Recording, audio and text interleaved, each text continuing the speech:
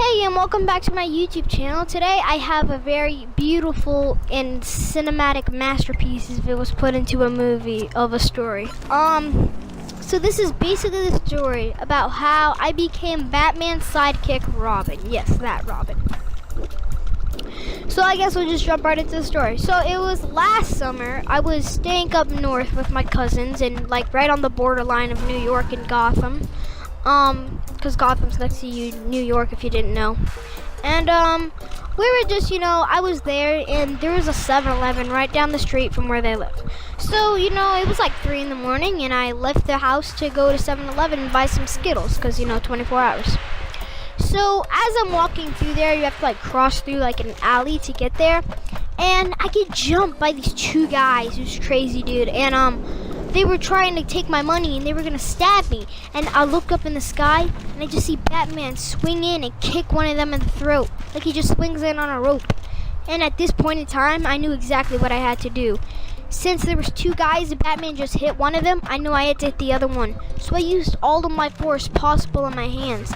And I hit the other guy in the stomach so hard that my hand went inside of his stomach. And I pulled out his pancreas. It was insane. And Batman looked at me, and by the look in his eyes, I could tell he wanted me to become the next Robin. So he showed me where the Batcave lives, and I lived with Batman for a while, but I didn't get to become Robin, after a lot of training of blood, sweat, and tears, But after a while, I was finally ready to be Robin. My family just thought I got abducted probably or something. I don't even know what they thought about it. They haven't really talked to me about it. But, probably thought I got abducted in a van that said free Wi-Fi, but, I guess I'll never know. But, so I finally became Robin, and it was this very intense mission we went on one time, and it was the Joker, and he had 50 nuclear bombs in this abandoned snow cone factory. And there was a hostage there, and it was a news reporter, and she was tied to a pole, and he was gonna blow up the whole thing. So we broke in through the windows, and Batman was beating up the Joker, and I had to get that lady out of there. So I got the lady out of there, and I was disarming the bombs, and I realized it was too late. So I told Batman, hey, we gotta get out of here. So we ran out of there. I grabbed the lady, but just as we ran out of there, the bombs went off, and we went flying, alright, I would have been dead, alright. Batman had this super good armor that was covering his whole body, and he was totally fine no matter what happened to him. But me, I wasn't wearing a full suit of armor, but I was wearing something so good that it didn't matter. I was wearing a very, very expensive football helmet.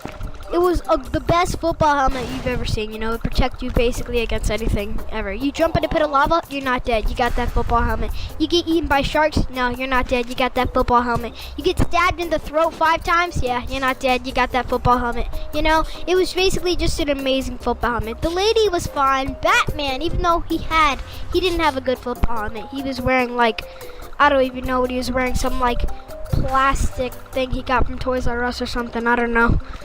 Wannabe sports equipment, but he lost one of his legs, and it was 2 days after he had just lost his leg in that battle, and he looked at me and I could tell right in his eyes what he wanted me to do, and he said, hey, you need to become the new Batman. And I was like, I got you, okay?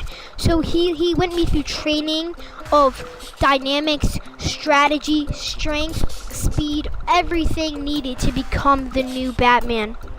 And I did become the new Batman, and I was very good at it. I took down so many villains and put them all in jail forever. But after a long time of Batman, I could tell he was literally dying of boredom, okay?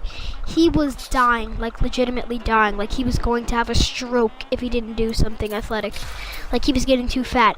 And he looked at me and said, hey, I want to start training and become Batman again. So, I was very angry. But you know what I said with a fake smile? I said, okay, I'll become Robin again, okay?